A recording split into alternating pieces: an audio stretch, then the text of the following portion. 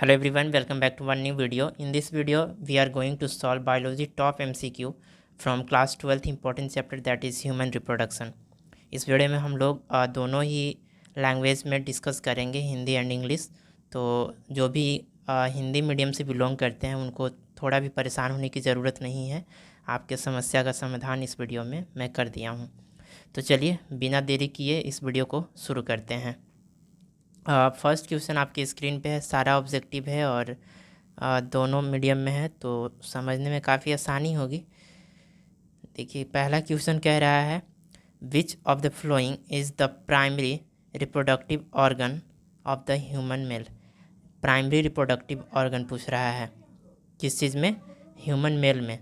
तो इसका जो ऑप्शन दिया हुआ है चलिए इसको देख लेते हैं। ऑप्शन कह रहा है ovary, kidney, testis and uterus. तो इसका जो करेक्ट आंसर हो जाएगा आपका टेस्टिस हो जाएगा। जो आपका प्राइमरी रिप्रोडक्टिव ऑर्गन जो होता है ना वो टेस्टिस होता है। टेस्टिस देखिए किडनी रिप्रोडक्टिव ऑर्गन थोड़ी है, यूट्रस है तो क्या है, ये फीमेल में है, ओवरी है तो ये भी फीमेल में है। तो मतलब यहाँ पे ऐसे ही मार सकते हो आप, क्या चीज़, टेस्टिस। हिंदी में कह रहा है निम्नलिखित में से कौन सा मानव नर का प्राथमिक जनन अंग है। तो अंडाशय, वृक्क, वृषण और गर्भाशय। Option C is the correct. Now question number second is on screen. तो साथ के साथ में इसे पढ़िए। क्वेश्चन कह रहा है in which day of menstrual cycle ovulation occurs. Menstrual cycle में जो ओवुलेशन होता है कितने दिन पे अकर होता है। आवर्त चक्र के किस दिन अंडोस्तर स्तर्ग संपन्न होता है।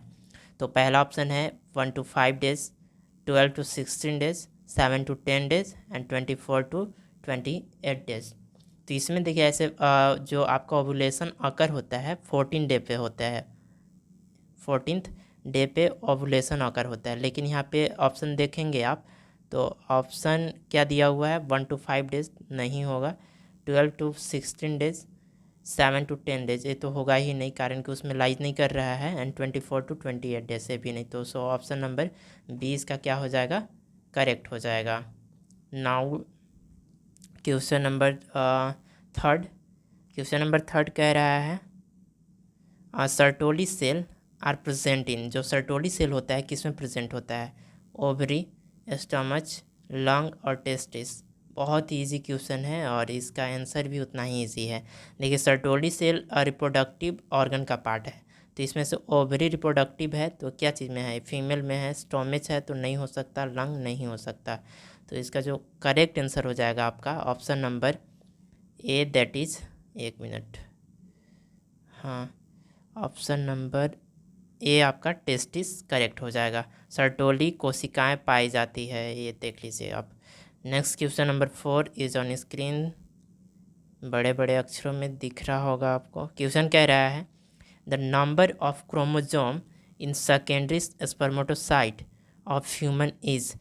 जो स्पर्मेटोसाइट का नंबर होता है सेकेंडरी स्पर्मेटोसाइट का ह्यूमन में कितना होता है, क्रोमोजोम्स 46, 23 एंड 56 एंड 28। तो इसका क्या हो जाएगा आंसर, करेक्ट आपका 23। देखिए 23 मेल में होता है, X and Y, 23 and 23, total 46। Sorry, question number 5 चलिए देखते हैं। क्वेश्चन नंबर 5 कह रहा है in which of the following organ male hormones are produce. इनमें से कौन सा फ्लोइंग ऑर्गन में से आपको बताना है कि किसमें मेल हार्मोन प्रोड्यूस होता है, बनता है, ovary, brain, heart and testis. तो ऑप्शन इसका बहुत ही थोड़ा सा घुमाया भी नहीं है, एक्सेक्ट आंसर दे दिया है। तो आप देखेंगे तो इसका क्या हो जाएगा, ऑप्शन नंबर कौन सा क्वेश्चन है,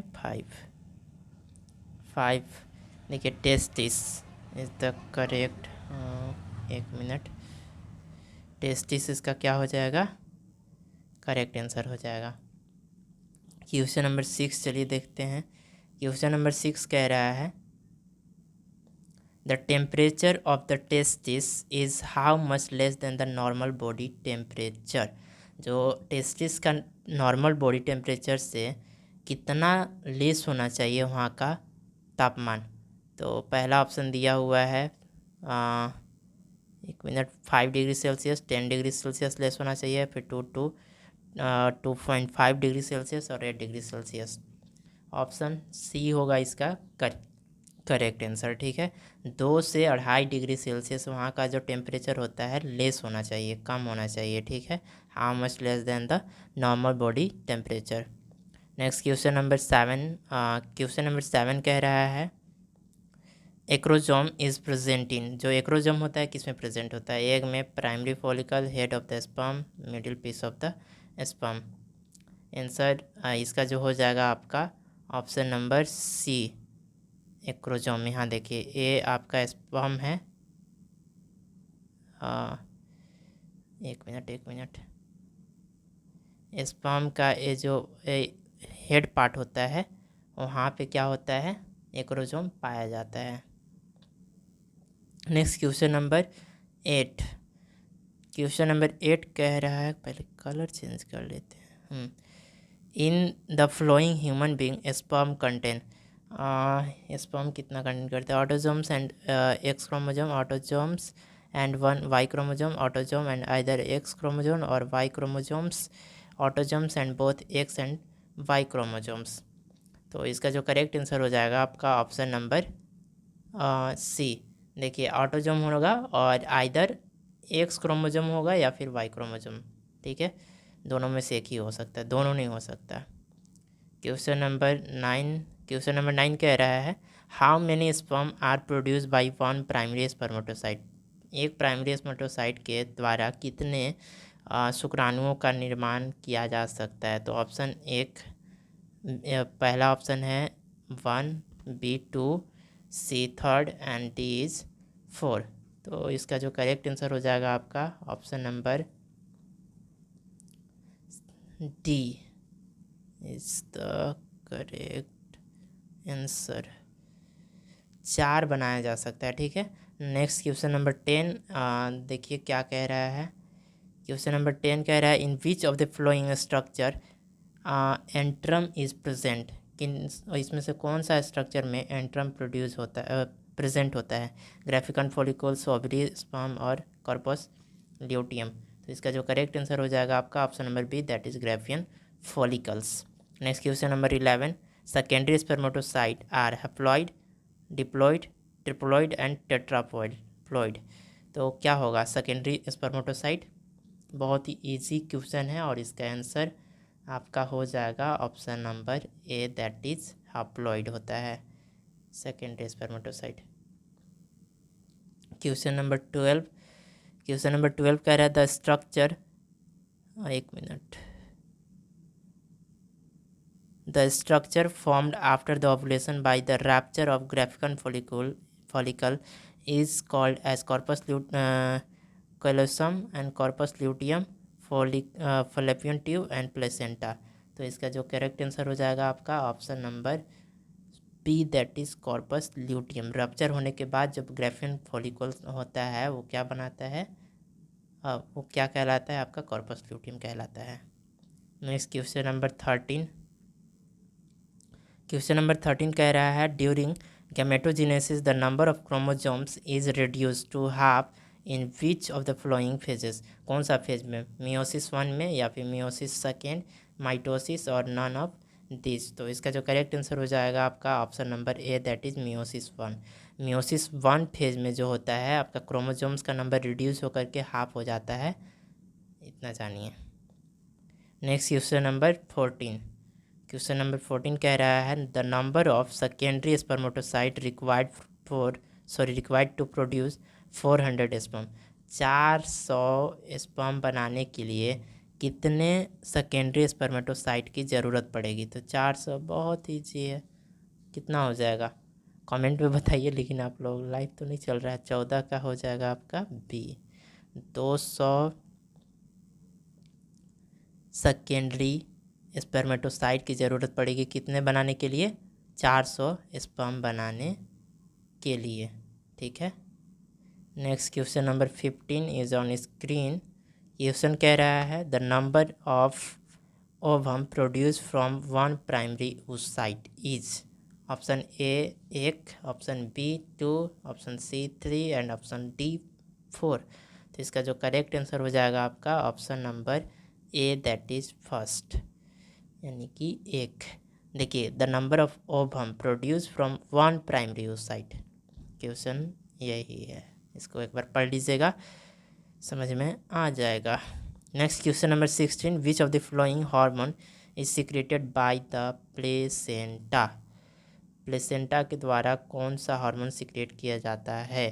तो ऑप्शन ए दिया हुआ है human chorionic gonadotropin and FSH follicle stimulating hormone and LH luteinizing hormone gonadotropin GnRH. तो इसका जो करेक्ट आंसर हो जाएगा option number A, that is HCG। HCG is produced by placenta. अब प्लेसेंटा क्या होता है सबको पता होता है, कुछ लोगों को पता भी नहीं होगा, लेकिन प्लेसेंटा जान लीजिएगा, पढ़ लीजिएगा, जहाँ भी पढ़िएगा, बहुत इंपॉर्टेंट है। The structural and the functional unit of the constituted between the developing embryo and maternal body is called uterus, placenta, ovary and mammary gland. So the correct answer of this question, Hindi में पढ़ते हैं, मातृ शरीर एवं विकासशील भ्रूण के मध्य गठित संरचनात्मक एवं क्रियात्मक इकाई है।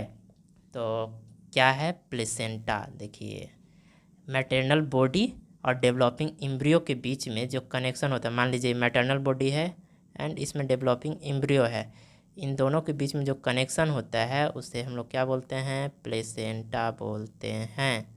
प्लेसेंटा क्रियात्मक, उसे हिंदी में क्या बोला जाता है, अपरा बोला जाता है, अपरा।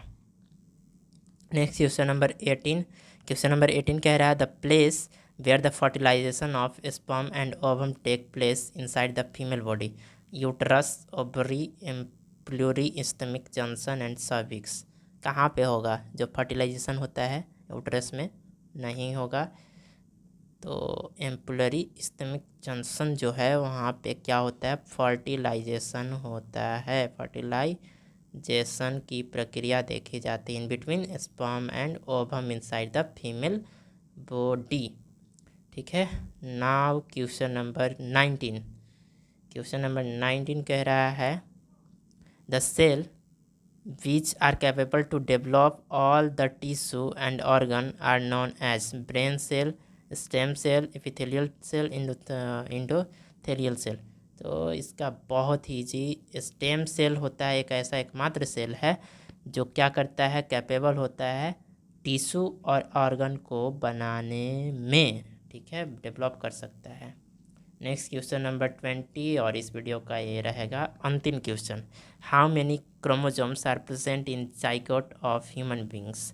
जाइगोट में कितने क्रोमोसोम्स पाए जाते हैं, 23, 46, 22 एंड 44। तो इसका बहुत ही इजी आंसर हो जाएगा 46। देखिए आप यहाँ पे कितने लोग 23 लगाएंगे, देखिए 23 इसलिए नहीं होगा कारण कि जाइगोट क्या है, आफ्टर द फर्टिलाइजेशन बनने वाला, जैसे स्पर्म एंड ओवम फ्यूज़ किया एक दूसरे से, 23 क्रोमोसोम एंड 23 क्रोमोसोम क्या हो गया, 46 क्रोमोसोम, ये जाइगोट हुआ। तो ऑप्शन यहाँ पे 46 होगा। थोड़ा सा कन्फ्यूज़न आपको मार्क्स से दूर ले जा सकता है, अच्छे मार्क्स से, इसलिए कन्फ्यूज़न होने ही नहीं देना है। आशा करते हैं आप सभी को ये क्वेश्चंस बहुत ही अच्छा लगा होगा। बहुत ही बेसिक क्वेश्चन था, लेकिन आपके एग्ज़ाम्स में ऐसे ही क्वेश्चन आएंगे, ठीक है। आप जब भी प्रीवियस ईयर क्वेश्चन को देखेंगे तो उसमें इस तरह का क्वेश्चन आया हुआ है, और इन अपकमिंग डेज मैं प्रीवियस ईयर क्वेश्चंस इस चैनल पे कराने वाला हूँ। जो पिछले साल कराया हूँ उसका मैं अलग से एक प्लेलिस्ट बना दूँगा, आप जा कर के वहाँ से उसे एक्सेस कर सकते हैं। और फिर मिलते हैं अगली वीडियो में, तब तक आप लोग मस्त रहिए, स्वस्थ रहिए, और एग्ज़ाम्स जब तक नहीं होता है तब तक धुआंधार एकदम तैयारी करते रहिए। जय हिंद, जोहार झारखंड।